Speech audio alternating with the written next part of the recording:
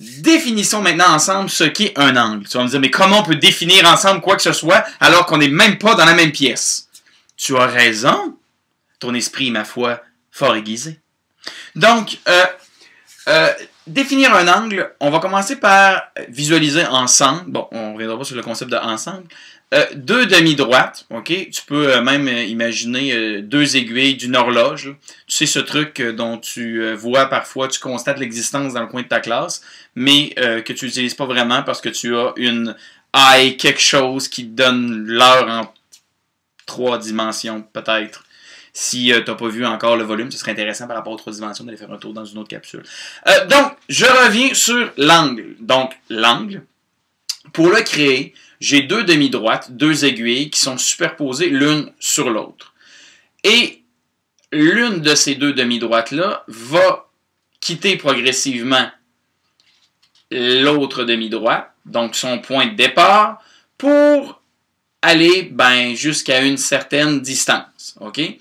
Donc, mes deux demi-droites vont s'écarter. Pour faire ça, il y en a une des deux qui va faire une rotation. Ce que j'obtiens, c'est un angle. Un angle, c'est l'espace qui est contenu entre deux lignes, deux demi-droites, qui ont un même point d'origine. Donc, ces deux demi-droites-là partent du même endroit quand on les trace. Important, pour avoir un angle, j'ai besoin d'une ligne de départ, si tu veux, de l'endroit où mes deux demi-droites étaient superposées, et il y en a une des deux qui a décidé d'aller là jusqu'à une arrivée quelconque. Alors, à ce moment-là, ce que je vais faire, c'est que je vais placer sur ma ligne de départ, ma demi-droite de départ, là où à l'origine mes deux demi-droites étaient superposées l'une à l'autre, mon rapporteur d'angle qui est ici, quelque part. Ah, voilà, je le savais. Donc, mon point de départ, ma ligne de départ, c'était celle-là, ma demi-droite de départ, donc le départ, l'origine, le point neutre, peu importe, c'est 0, okay? Peu importe la situation, on part toujours de 0. Oui, c'est un concept. Dans la vie, on part de 0 et on bâtit tout. Donc, je pars de mon 0 et comme la demi-droite qui a décidé d'aller faire un tour pour créer un angle, je vais faire la même chose. Donc, je pars de mon point de départ, je fais une rotation et j'arrive à 40. Donc, on mesure un angle en degrés. C'est l'espace, le tout petit espace là, que tu vois peut-être un peu ici. Donc, il y a 40 petits espaces comme celui-ci, 40 degrés de rotation entre cette demi-droite-là et celle-ci. Donc, j'obtiens un angle de 40 degrés. C'est la distance qui sépare mes deux demi-droites qui partent d'un même point lorsqu'on les trace et qui sont, comme je t'ai dit, symbolisées par deux aiguilles d'une horloge qui seraient l'une sur l'autre. Et il y en a une qui fait une rotation.